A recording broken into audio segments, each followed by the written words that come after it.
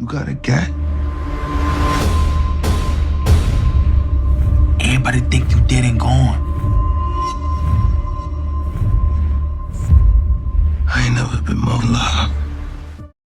So the early reviews and interviews are finally filtering through, along with a few more teasers across social media. Normally when we get closer to a premiere of any Power season, those that cover the Power universe and generally just other TV shows, those that are lucky enough to watch the opening episode or two, normally do drop a spoiler-free review. So over the next week or so, definitely expect a lot more host of interviews to be released, and generally a bit more information, which is what I was waiting for before I drop my next particular breakdown. We're going to be running through these early reviews, my thoughts, and generally what we can expect going forward in Season 4, and why I think we should be really excited for what I think is going to be one of the best seasons of Power we've seen in a very long time. So without further ado, let's dive straight into this early review for Raising Kanan Season 4. Now, this early spoiler-free review was written by Raising Kanan from the Nocturnal.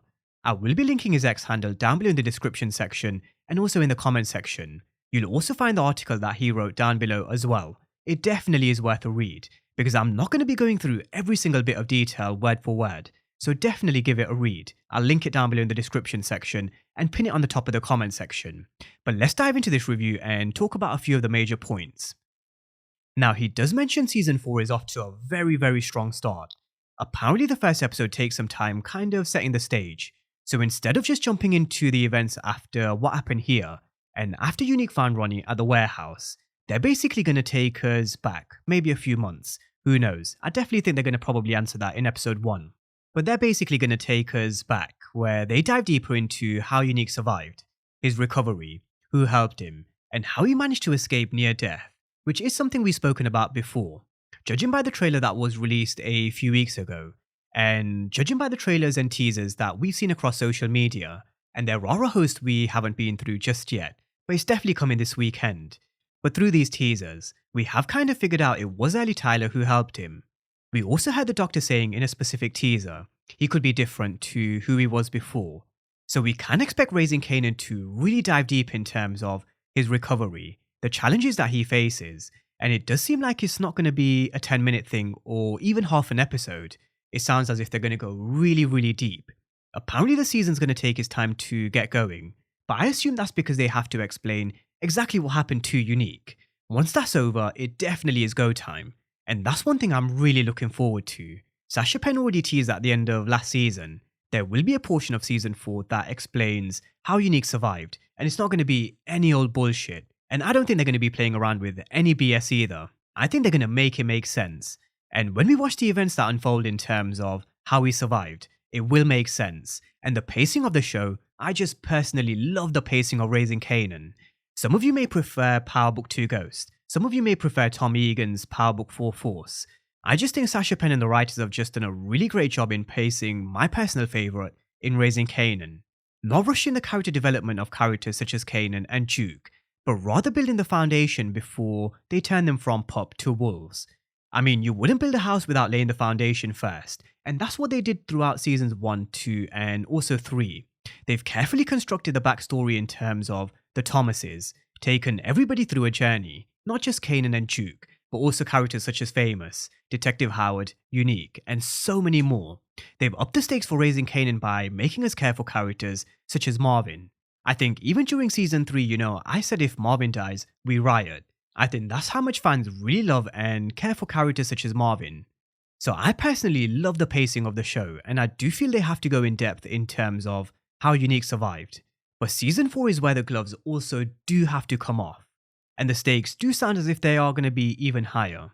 In terms of Unique, let's remember, Unique was pretty much left for dead, and Julian does mention in his article that Unique isn't going to be the same man we once knew. He also mentions his near-death experience has changed him in a way which kind of reminds him of a soldier returning from a war with lasting injuries. So Unique is someone who's going to be mentally and physically scarred. I go back to what I said in one of my previous breakdowns from last week. He's not just going to be battered physically, mentally he's going to be really struggling at the beginning of season 4. And I personally don't think Unique will ever be the same ever again. I do think as time goes on, I do think he will try and get back to being the normal Unique as much as possible. But I just don't think he's ever going to quite reach 100%. I mean, this is someone who's probably going to be suffering for a very long time. The long term effects are going to be a huge problem. I mean, we don't even know how he's going to react in the long term. In the short term, based on what we've seen in the teasers and trailers, we know he's going to be a problem. But in the long term, will he learn that the Thomases weren't behind what happened to him? Will he even believe it? And will he kind of calm down? That's a bit of a mystery at this moment in time, and I guess only time will tell. But that's where I'm going to leave it for Unique. Now, there was also a section in there about law enforcement, how they're going to be looking to nail someone for Detective Howard's death, and how law enforcement are going to be pressing up against one character in particular, looking to turn them into an informant. So Detective Howard's death will definitely be center stage at some point during the early parts of season 4, along with kind of law enforcement's next move. Now, who they're kind of targeting, I think Famous is a character who definitely springs to mind. But guys, we know Power. It's never going to be that straightforward. And throughout season 4, I do think there's going to be huge twists and turns. But one thing's for sure, there will be a huge battle between the Thomases and law enforcement. I said it before as soon as Rock got rid of Howard. She just got rid of someone who was her eyes and ears within the precinct. They might never have ever been on the same page. And she probably had to get rid of him, otherwise it probably would have been Marvin. But in getting rid of Detective Howard, she lost her eyes and ears in the precinct, and that just makes things twice as hard for Rock. So law enforcement definitely will be a huge problem going into season 4, according to this early review. Now on problems, Rock is apparently going to be facing another personal challenge. What that is, who knows? But I think the business that Rock's in, there's always going to be different kinds of challenges and also personal dilemmas to deal with. I mean, we've also got her crying in one of the scenes in the trailer. So that definitely could be one, but are there any more? With Marvin, in the review he also mentions, Marvin is just classic Marvin. Hilarious, but also does something which is completely unexpected. Kind of a WTF moment. And I expect nothing less from Marvin. I think the fact that he was betrayed by Gerald in season 3, I think he's someone who took that betrayal to heart. And because he tried to be such a good friend, because he tried to do the right thing and still got betrayed and played, I personally think we're going to see him turn to his usual ruthlessness again.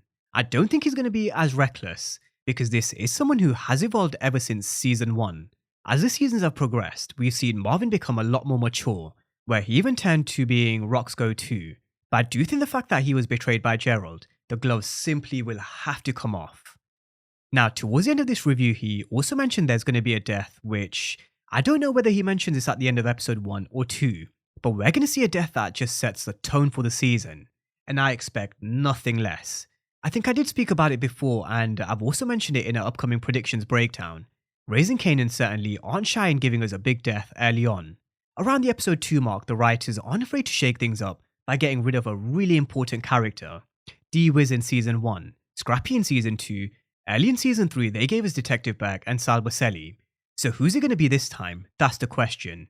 Is it just going to be 1, 2, or 3? Maybe more. Let's see.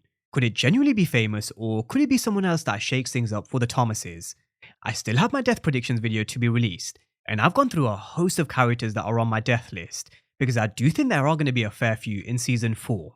But that's the spoiler-free review in a nutshell, although there are more details in terms of what Kanan's up to, Lou coming back to Queens, but like I said before, we're just going to be running through a few points, and I will link the article down below in the description section. Make sure you guys do give it a read.